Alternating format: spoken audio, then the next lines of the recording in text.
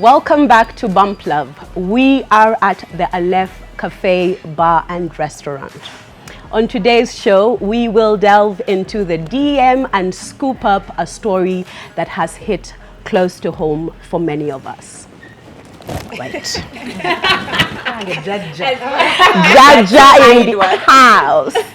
Okay, so dear Bump Love, my husband and I have 4 children. While 2 are in day school, 2 are in boarding. So it's only during the school holidays that we have quality, full family bonding time. However, as of 4 years ago, this has changed. You see, my husband is the firstborn of a large family and one of the few who settled in Kampala.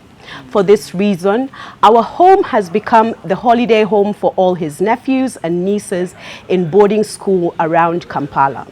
On top of this, he pays school fees for some of them and even sends money home to their parents in the village. While I love the kids and appreciate my husband's generosity, it is breaking us financially, physically, and emotionally. What hurts me more is that I can't have that family time with just our kids and bond like we used to anymore. Please advise. So this, as you said, is really close to home. Yeah. It's happening for as long as you live in Africa. Yeah. This is happening either in your house or in the neighbor's house or in your... Or happened to you before. It all happened to you Yes. before. Yes. And people think that this is just business as usual. It's a normal thing. But there is a term for this issue. It's called black tax. Yeah. And let's first say where this comes from, because black tax is a term where it originated from South Africa. Yeah. It's a term where professionals of color, during apartheid, they used to call black people people of color. Okay, non-Caucasian people of color. So the professionals of color were obligated to send a portion of their money home to their extended families. And this is traced back to slavery and apartheid. And why they used to do this was because the superior class decided that this was a good way to remove, to append the black people or the more vulnerable people from amassing generational wealth. Because what's happening, every time you think you can move a step further, that money that you should have used is taken back. It's still collecting people from behind. And what it's actually doing is you in the middle class, you remain stunted.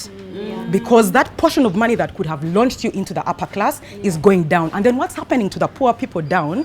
They remain in a perpetual state of poverty.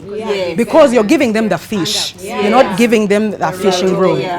And that's why for me, this scenario, like when I hear people talk about it, it pains me, but I don't mind when it happens if you're doing it as a responsibility and it's just a responsibility. But my issue comes when that responsibility crosses over to burden. When now somebody starts to complain, she said it's breaking her financially, emotionally and physically. So we can sort the financially and physically. Help from a distance. You don't have to help people from within your house. If you want to help, yes. But you see now you're helping times 2 because you're helping 2 times. Remember, he's paying fees for some people. So there's that one part. Then there's a second part where now you're feeding them in the house when they are here for holiday. So you can say that, Munange guys, it's okay, let us continue paying your school fees. As in, pick a struggle. You can't help people in completeness, in everything that you know. You're not Jesus. Even Jesus fails to save everyone. Please. Yes. You've not seen them. You've not seen them. They are still moving there with their demons. Walking around there. Now, did he really save them? No. As in, then who are you? And even, let's look at even big corporate companies. Like MTN, for example. MTN has never given all of its profit to anyone. It will never give people things that until it reaches break even. So if big MTN also just picks a small percentage to give charity, who are small you? Really? Like who are you? I mean, that's where my real issue comes from, that people think that responsibilities should burden them. Like if they are not burdened, if they are not doing the most, then they are not helping. Something is wrong. They can't take even a trip. You know, I've met people who have compromised the quality of their children's education. I was in school once, let me tell you. I was in school once, and they you know, when the headmaster is looking for the kids who have not paid fees, and they removed a child from the class and sent him home.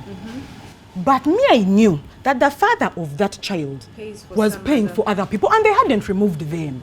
So I asked that, excuse me, how come? And then the guy said, no. I had first paid for those ones and then I know for my child, I'll find. Oh my God. Because the people, the villagers will talk for me. Because it's my responsibility. Like, what the hell? I'm like, people, no. So for me, it's like help from a distance and help. Give what you can. Yes. Not hold on, Pumla. Can we just dial back? You say that this was introduced by the white man. It wasn't introduced by the white man. It was fathered. When they realized what was happening, they fathered it. Oh, now yeah. No, they didn't. No. Okay, because I was going to say I would equate black tax to Ubuntu. Yeah. So it came from us, from Ubuntu. Yes, but then it was appreciated. Yes, but you see, Ubuntu, it's just that we coined the phrase. Ubuntu in English is just being human. It does not have color or creed. Meaning you will find Ubuntu in Scandinavia, Ubuntu in Indonesia and in Africa. It's just that in Africa, the percentage, like we're at 100%. Not only in Africa, can I tell you, even the Asian countries, same thing. The only difference is that the poorer you are, Ubuntu is triggered by poverty. But you know that poverty is wild. Just like religion. Exactly. Yes, it is wild. Yeah, but yes, but what is the percentage? Okay, yeah. If you say in the West, if you look at the developed world, the state takes care of the poor. Exactly. So, and that's why an individual you do not have to, and that is what it should be. The problem here is that when you're in the less developed countries, the misappropriated taxes. Are the ones should have been taking care of education and healthcare, but now it goes to the rich. Okay, but I guess where you're coming from is this thing of now you are that's what pains me. People want to suffer together. Like why? I want to share my experience, and I hope that we can help this anonymous person. As somebody who grew up, and I know we all have had that experience, as someone who grew up in a home where we always had people at home, whether it was relatives. Now, for us, on top of the black tax, there was the pastoral aspect. Yes. Oh, pastors. My dad is, in the real sense of the word, a pastor. Yeah. Like a pastor. Like he will look out for people, go visit people in hospitals. That was his life. And people coming every day to tell him his their problems. Those who didn't have where to stay would come home. And you know, there were times when we would even like be displaced from our beds. And I'm not complaining. I'm just saying I think you should. Where I am old now. Should have. I understand what, for my dad, it was a calling. He felt like he was, which is what I think Angie was trying to say, that for us, it's the way it moves from obligation to a burden, is it starts out as a calling and you feel like, oh, I feel like I am empowered enough to help these people. Or even I don't have enough, but who is going to help them if I don't help them? So my home always had people. And when I read this message, I was like, it happens for a season. So granted, my home still has people, but there was a time in our lives where it was uncomfortable, but eventually, and I'm speaking to the mom who sent us this message, eventually that eases up. You're able to find pockets of time where you can bond with your family. And I was looking back and remembering how my mom used to do small things like, you know, there was a time when we'd go to Sheraton Gardens, like where like we'd buy takeaway from somewhere, we'd go to Sheraton Gardens and would bond as the unit, the 4 children and her and like my dad. And so there would be little moments like that where she would show us, yes, our home is full, but like I care about you guys. And to the mom who sent this message, just find those little pockets. And also just sometimes bringing up these conversations with your spouse can cause a strain because this is his family. You know? And so I'm just like, just look at the bigger picture. You're still married. Support him, stand by him. It is hard, I know. But there's going to come a time when these people will not be in your home, and these same people that you're taking care of one day, because we never know what life is going to hand us. 10 years from today, that person might have a big job or whatever, and they're able now to take back, or rather to take care of you, and sort of reward. Not everyone will reward you. If anything, I've had mostly it's the reverse. Yeah. They get out. Do you know? That's true. Those people aren't now. for me- This the story I told you about. These guys were put in the same school, but usually now when you're helping other people, maybe you might put them in a a bit lower. And I've had people grow up and complain about that. Oh, yes. That for them, they went to the other schools or high-end schools. For us, they put us in these ones. But you see, the thing is that when we're telling stories, and this is something we need to always try to be careful about, when you go home at night and remove all your clothes and all the facade that comes with it, why were you in that school? Sometimes the truth is nobody would want to give themselves less. Right? Themselves is you, your child, your spouse. You will find a situation whereby, oh, these guys went to Namagunga, me, I ended up in this school. Why? Did you get the right points? Actually, that's the argument. Why that you they in paid for me in a lesser primary school? That's what I'm saying. So I couldn't get the points. Well, how to go did to you this end up school. in the lesser? As I said, we will They tell don't the think story about those the way things. either you were expelled or you did not get the right points, and these guys kept pushing. You know, Of course, they so don't I tell mean, those parts. Rosette, But what were for you me- going to say? Yeah. Like- You said it's happening in your home? It happened in my home. It's happening in my home right now. Growing up, my mom, like, there were lots of other relatives coming through. I had cousins of people that had passed on because my mom comes from a very poor background. So there's most of the people that would come home would be from her side, and she was okay helping, and that's exactly what happened after you've done this. Because regardless, if we were going to the good schools, it was okay for them to actually go to a school that she could like afford. But like they grew up, left, started talking about her, like you can tell that they Let me call you Miss Zayu. I know you're going to finish. I'm on just on that point. I know of someone who is asking for inheritance. wow. Like, I lived in your home, Angie. You collected me from the village. You've died. Aren't I entitled, like your children? So people can take it far. Anyway, continue. Telling them we are all Auntie, we are one. Auntie, that's what we are saying. Now this one wants inheritance of the children, wants things to be shared. Anyway, continue. For me, I don't mind. I don't mind the kindness. I don't mind the giving back. Like, but I don't like that you're forced to. You know, people feel like you're blind because you're the wait. This is what The village. feel like because you're the rich one. Yeah, why don't you? Haven't you seen people who you contribute for my wedding, and I'll be like, sure. Auntie will owe the money she has. But you see, at the end of the day, And if it's my wedding, you have to give me money. But you choose. You choose to give. But people don't get it. I don't get it. And that is fine. And that is okay. Yeah, That's it. You can't be forced. If I decide that my home, I'll help you from far, but you'll not come to my house, it's a choice. Yes. I guess what everybody is saying is that on this side, when you are the giver, yes. But the receivers, the problem here is not the giver. The problem is the receiver. We shouldn't mind what able they to set boundaries. You see, those problems come when you don't set boundaries on the onset. And Anonymous, because this cannot help Anonymous now. Well, you can set boundaries at any point. And you can set financial boundaries and you can set physical boundaries. When you don't set those boundaries, people will come for you. They will show you. So at the end of the day, it is still you. You should never ever blame other people for what's going on in your life. It's their fault. It is not me, the giver. It is them. No, it is you allowing them to cross because you haven't set clear and defined boundaries. But once you do that, and then after setting those boundaries, then you set a financial plan for yourself, your family.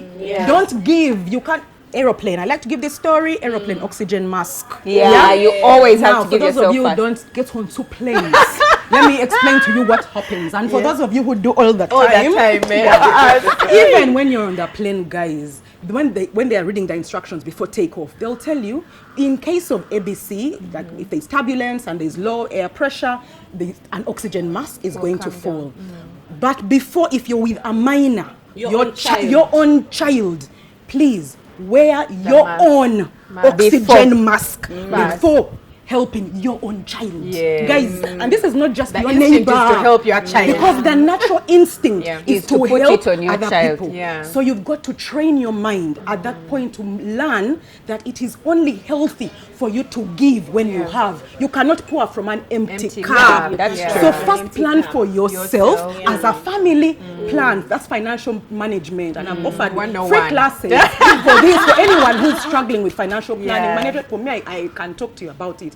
Plan for what you need. Set your priorities. Set your goals. When you've done that and put them in place, then please remember to save. Then put your savings aside. Put what you need for investment aside. Put what you need for consumption Aside. and at that quality of life that you want to for live, yourself. not that is compromised. Yeah. Put that aside. Learn that you can compromise from there. Yes, you can. Put that aside. Then the money that is left over Is is the one what that you should use. to play with. And for me, that's for me. And that's Yeah. do you? You but if you know, don't want it to become when a it burden, comes to anonymous, it's very obvious that this It's a is coming from the husband thing. husband. They're So always, it's very yeah. important that you talk things through. And it happened in my home because my Yeah, husband yeah. is paying tuition for about 4 kids from his village. Yeah, and there's times when my kids would they have to go to school and he doesn't have tuition, but he's paid for these guys. He's like, by the way, I'm kind of out, but I had to pay for these guys. Not really, because when you are that it's easier to pay. Finish that one. Oh yes, Yeah, oh, so yes. there's a temptation to I do. hear you when you say that.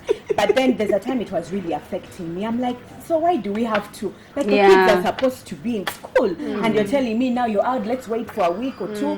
And it was until we sat down and had that discussion because we're talking about the finances. For me, saying it like exactly what she said. Like this is small. Let me finish, and then we can. I'll get concentrate. for the other Because for me, in my head, I'm like, focus on hours first, and then you even if it's small, focus on them after hours. But then he's like what would explain to me is it's actually important to know where they're also coming from doing what they're doing. So growing up, he was the person that paid his tuition was his uncle. This is your husband. This is my husband, not his parents, because they didn't have much. Okay. So he's obliged to give back, to pay it forward. Yeah. So he's he's so big on that, and for him, he knows that his blessing is there. Thank you. Yes. So I my can't even. my prayer for this lady is to tread carefully as you're having this conversation. Because You can become the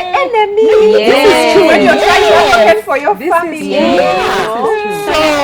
Actually, when I send a video, like, so what I want to do, I'm a Miss Anonymous. I'm going to advise you, after you've watched this episode, then now go back and watch it with your husband and pretend that you've never watched it.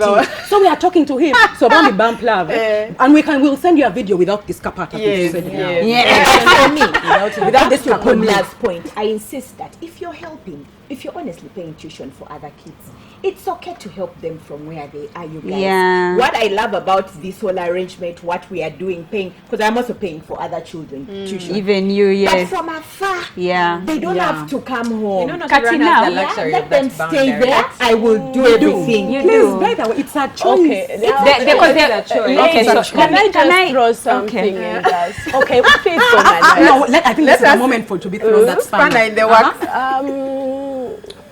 What happens, you see the thing, we had a show here and we were going on about men and everyone was like, oh, you need to also speak about the other side. There's always two sides to a story. It's very easy to point out when a man is helping his family. But when the family is helping your family, it comes as a given, you know, because I remember when I started dating and I was living with OJ, he has lots of nieces and nephews. And of course going into it, because anybody who knows me, for me, which to be honest brought a lot of the human beings are social beings. When you're together, and these children were well behaved, they never got into my space. It's adults who come with yang wang wang wang. You understand me? Yeah. And even when I pulled back, you will find my children hanging out with their cousins because they are so tight. Yeah. But it didn't start yesterday. It started a long time ago. Yeah. I'll speak for myself that, ma'am, these kids we are speaking about, they're just children. They don't even add that much to whether your shopping bill or whatever. With regards to, with regards to finances, you said, put your boundaries, set your, as in we will not go beyond this. But I'll also tell you, you can set X today, and 3 years later, it's also okay to shift the boundary. Always. Yeah, it's okay to shift the boundary. And either way, you can shift those boundaries upward or downward. Because remember what she Absolutely. said, that I love their company and everything, I love that. Yes. But now, that means there was a point when it wasn't breaking them. It wasn't breaking them. But now it is. And So it if should you be okay to notice, shift she the speaks boundary. about 4 years. A Yeah. lot of things have happened in the last 4 years. This man could have been paying this fees and you never once felt it because then finances were okay. But right now, when I get home and the security, they have not switched off the security lights, you should see me. Guys, you can't, you know, yet before they are running and you don't see it. So she also has to bear that in mind, that times are hard right now. But I'll tell you this, I'll give you an example of growing up in my family. My mom is from Tanzania, meaning she didn't have very many relatives here. My dad is Muganda, but he was raised by his mother, who is Toro. So we don't have very close family ties around us. But having lived we were refugees for a really long time. We did not live in Uganda. There are a lot of Ugandan political refugees who came to live in our home. So in the middle of the night, they're either just carrying you or, you know, you just kind of get used to it. You wake up, you sleep in your bed, you wake up in another bed. When we came to Uganda, a lot of my Tanzanian relatives used to come to school in Uganda.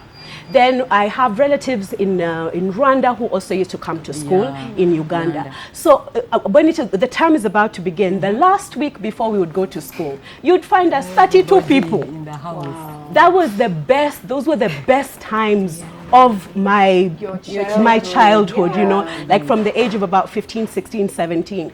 So we would come together, and guess what? Today, my son is in school in the UK. The person who's visiting him and taking, I need to thank Rachel and Jonathan. These are a couple that I did work for. And they have become family. They check up on him. My cousins check up on. The other day, everyone asked me that when Asante left, you didn't cry? I said, no, I did not. Because I know Auntie Donna is in Denmark. She will check on her. I know there is always somebody who slept with us on the floor, in the sitting room, who's going to look up. So for something to become a burden, it's because you choose to label it that way. Back to choices. For something to become you don't choose to label a burden. A burden is a burden. Now But you've got to recognize you that see, it's a burden. For example, have you seen this either meme or something where they, it was a pastor who was speaking and he said, Amanda's providing for your family is not a responsibility that you speak of. It is what you do. It's what you do. Just like if this is your family, it is what you do. You can choose, like for example, I can choose to whine about something that you look at and you're like, but that's a responsibility. Get on with it. So the level at which we choose to look at these things at the end of the day comes down to who you are. And I'm telling you. So if it means having them very far away, let them be far away. But if it means that they can come close and live with you and reduce on some of the expenses. Me, I live in a large house and I'm on my... Oh, they come. Oh, Madame Anonymous, have you heard? Send them to Angie's house. She lives alone in a house there. The children have left. She has a big house. She has a compound. I'm laughing because, anyway, so me, I've been the victim and I have been the victimizer in Black Tax. So I growing up, we had many people at home, very many people, because like her, my dad came to Kampala. His brothers, when they all came to, and he was older, so everybody passed through our home. And like Angie says, while this mom feels that, oh my gosh, this is such a burden, her children are probably having a blast. Because now we had a blast. We played, especially since the children were like the same age. We obviously don't know what was happening with our parents, but I don't think that we felt like, oh, we needed to bond with my mom, oh, we needed to bond with my dad. No, we just wanted to be, we just needed to feel like family. So for anonymous mom, this thing for your children, they're good. They're probably very good. They're having fun. It's now about, so first, for worrying about the kids, I will just leave that one on the side. You are good. Now, now we are back to you and your husband and financially, whatever. Now, when my dad's money reduced a bit, things change. When I'm talking to my dad, he regrets it. And that makes me sad. Regrets what? He regrets, he said, because he says that, you know, I don't see those people now. When I need them, they're telling me they have their own families, they're taking care of their families. But when they were coming, Ngai was there. And it makes me feel bad because I was like, we're having fun, you know, and for that fun, for it to not have paid off. But I remember once going. You know what? Actually, you know, Rachel said something there when she said that, yeah, because if we don't help them, then who will? But the real question here is, for you, when something happens to you, who will help you? That person is not. Let me come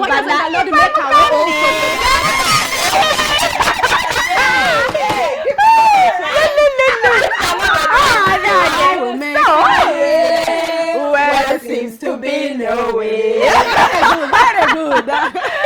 So that thing really troubled me, and I kept asking myself, I'm like, hey, but these people, my dad keeps complaining about it, and meanwhile he complains to them. You, when you came to Kampala, I helped. I paid your fees. I did this. I am struggling. I don't see you. And then they're like, no, can't you see my family also? He's like, but I also had my family. Anyway, that thing really troubled me. And I remember asking him, like, Banange, God, what does this really mean? Because I saw my mother in the same footsteps. After she has left my father, she's also walking in the same footsteps, collecting family. The whole family is at our home.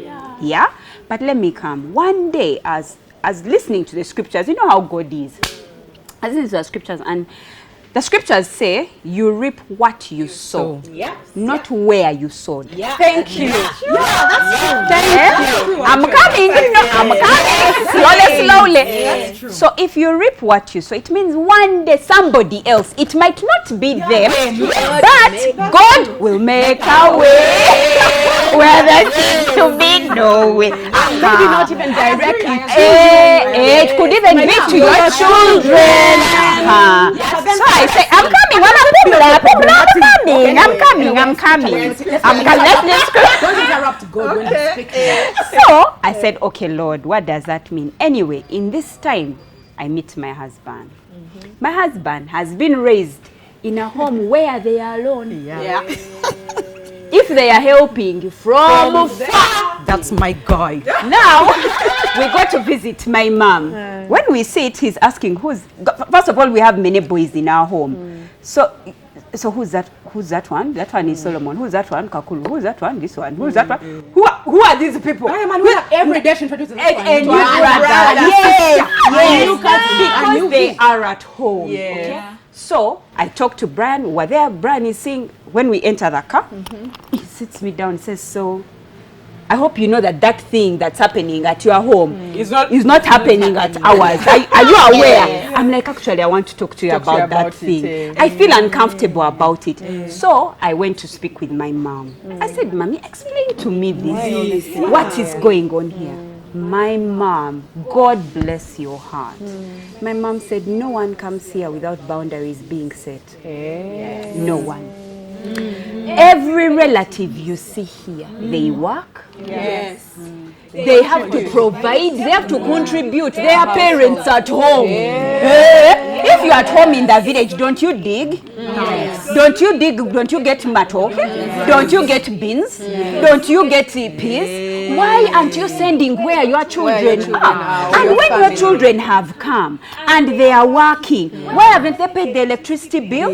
Why haven't they paid the water bill? Why have they? How can they symbiotic relationship? Yes, not parasitic. No, it's not parasitic. But it's usually in Africa parasitic. How do they? It usually starts up the boundaries. As my mom said, when somebody says, "Hey Agnes, ninyenda kuleta yo mwerere wanje," hati noza no, let me go back to English. Please. She said, so now what you'll do is you'll be sending milk. 5 liters every this. Can I'll send. She knows you. She knows you have cows. She knows you have somebody. You'll be immediately you say, I want to bring my child. I love that. She immediately sets a boundary. When that child grows and you get a job like this, you pick a bill. Electricity bill. Rent, what everybody has to have something to contribute. I was like, wow. And can I say, are you done? So now I went back to Mr. Mlondo. Okay. I was thinking, so when I came back, I kunyumizad him. And he said, it's a wonderful thing. But still, I'm like, okay, fine. So what are we going to do? He said, first of all, it's not even from afar. Mr. Mlondo, no. We have to first set ourselves. You as a family. To melee. We are like this. When we have finished, then. So we went through a financial class with Mr. Mlondo. We found out that a good amount to give is 10% of your income. So when we look at our income, we say 10%. Okay. If you come for your wedding, if you come for your whatever, we will give you 50,000 or 100,000 according to our 10%. Even God, you give him 10%. No, you want to give the relative 30. Yeah. You want to give the relative more than you give God every month. Does that make any sense? Yeah. That's what I wanted to add. I think also, based on what you have shared, but also from my contribution and submission, I think I'm very much still in the Ubuntu, which is lovely. Yeah, which is let's not corrupt people. Right? You do you, but I we are do just me, giving you and advice. I hear you. 10%. It can absolutely have 10%. Just based on what you've shared, that there is a season in your mom's life, and I guess also based on experience, what she has been through, that she has learned that it's important to set those boundaries. There was a time in my parents' life where we were also still very dependent, where when people came into our home, again back to my dad's calling, pastoral calling, we were mostly giving, or they were mostly giving. Now, currently in my parents' house, the people who are there are also giving to her. They support her with the school. But, okay, so it's a symbiotic relationship, like you mentioned. So there's very. Is this at the same time, or you're saying after they've progressed? No, after then I'm they talking give? about the difference in seasons. Like there's a time where you're mostly giving, and then there's a time where it's an opportunity for you to receive. While maybe you're offering shelter and so exactly. Which is for me my encouragement to this mama, even as you set boundaries and do financial management and all of these things, is that sometimes for me, knowing that I am going through a season in life, it gives me hope that it's going to end at some point. That it's going to end at some point and something else is going to unfold. And then all these things of you're sowing a seed, you never know where you're going to reap from. It just helps me get perspective and not to complain and not to see it as a bad burden. So appreciate the season, find ways to bond, but we have said the children are fine. But let me ask you. Especially you guys of scripture. Yes, I believe in life. I believe in karma, in life and everything. What you send out is what you get back. But my question here is, so nobody's disputing giving. Nobody is disputing giving, right? But does the person who helps and breaks themselves, I believe that's cult behavior. Where like for you to get a blessing or a return, you have to break. It is like that's not how the scarcity mentality. Like for me, like there are not enough resources to go around. So we all should be suffer. If there are people suffering, then I shouldn't be happy. So do you think really that, and maybe you can interpret it again, the Bible people. Interpret for me.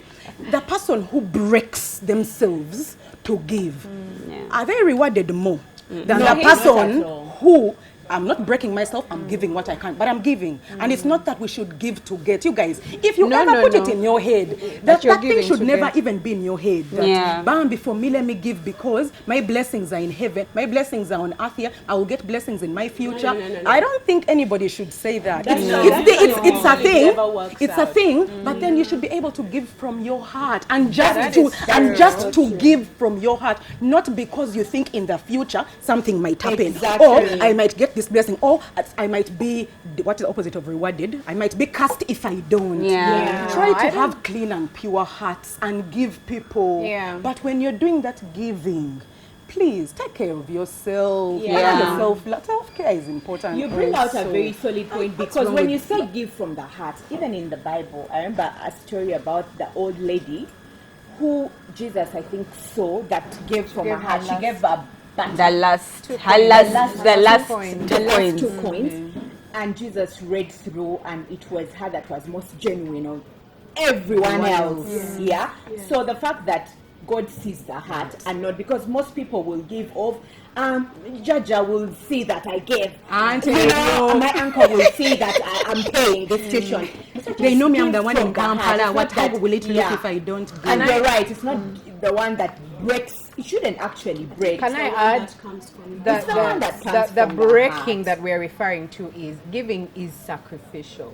Yes. So there's giving where you are able to give and it won't pain you. But this giving that we're talking about, where it's like, oh, you're sowing a seed and you're going to reap, you never know where you're going to reap from, is giving more than it's not that it is the only kind of giving where you reap, but the breaking that we are referring to is its sacrifice, and sacrifice is painful. Sacrifice. But you don't let me say something about that. Who has let me say that sacrificing maybe a trip. There are times I have wanted to go to travel, and then I compare my want with somebody else's need, Rachel. And then I'm sacrificing. And for me, in my own little bubble, there's a break. There's actually a breaking, but the other person will think that breaking is different for them, because now for me, I have to break and have them here and inconvenience me. I'm not really inconvenienced, but there's a little break, and I notice that it is a sacrifice. But I think about what makes it even more worthwhile. That's the truth. That sacrifice, actually, I get more fulfilled by that. So it's the sacrifice coupled with the heart. Because we say a lot of things with our mouths, but and God looks at the heart. He has made that abundantly clear, that when you're giving to be seen, which is why that woman sacrificed, one of the 2 coins, she gave all she had. She gave all she had. And it was from the heart. And so God sees the heart. So even when you're giving, let's watch our motives.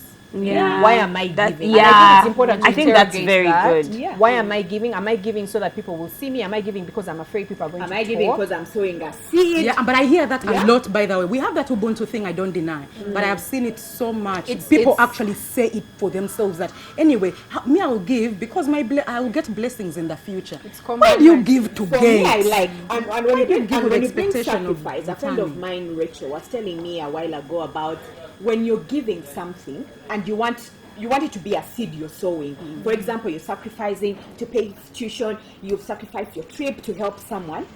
Pray about it. Tell God, Lord, I am helping, but please, I'm doing this for my children. May they not lack. May, even when I fail, may they also find someone that will help them. So talk through it. So that then, that then you're like sowing and telling God, by the way, this is a seed I'm sowing.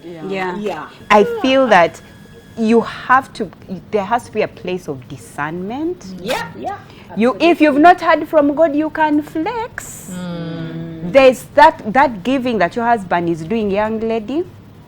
When you've spoken with him, I think you need to sit down with him and ask him, where does your heart come from? Like, where is this coming from? I, for example, was ubuntu. I lived in people's home before. So I know. To bring out that angle of the story. I was waiting for I mean, I lived, my mom and we lived in people's homes for a very long time. But I also know that, every morning we would wake up, she would say, get up. We would wake up before anybody in the house.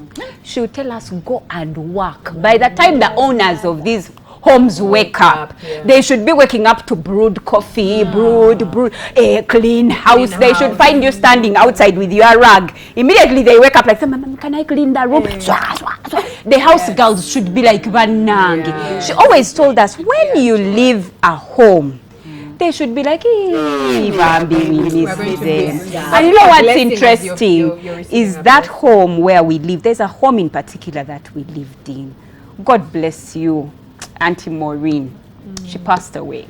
But her babies were getting married. My mom pulls everything possible to make sure she attends those weddings. She goes to their school. Her sister died long ago. The lady died long ago. The one who took us in died long ago. But my mom is like their children will not suffer. So she will come and cry to them, Mimi, do you have some money I need to put here? Mimi, send me, I need that woman's children. And there are 5, well now 4. My mom she cannot allow them to suffer. She will call me, Brian, Mimi, don't people have their things? This one is shifting out of her home, out of the father's house, and she needs to send things. There was a day we removed curtains, sent, we remained without curtains, because my mom is like, those children must have. Because when we didn't have, they were there for us. So I pray for discernment for you as a mom, and may God give you, as a wife, and mom and a wife, may God give you wisdom, but also may you get favor. And may you get favor, because if you're going through this, may the children give back to you one day. For me, if I were you, when I go to pray, I would be praying over those. I would be calling my seed. I would call my seed and say, there is no way your child can perform badly. You are paying fees for to take you. Don't allow the devil to take that from you. So call out your seed. Since you can't do anything, call out your seed. But I think Pastor Manuela has said it. The truth is, for me, I'm a strong believer in Ubuntu. Many of the blessings that have come into my life are because of this. My life, my children's life, my parents' life. So I don't know about others, but for me, I'll keep doing it. From afar, no problem, but from afar. So whether you believe that black tax is a burden or an investment, don't forget to like, share, subscribe, and leave us a comment on all our social media platforms. You just never know. Your comment might make a great foundation for a great topic. With love from Bump Love.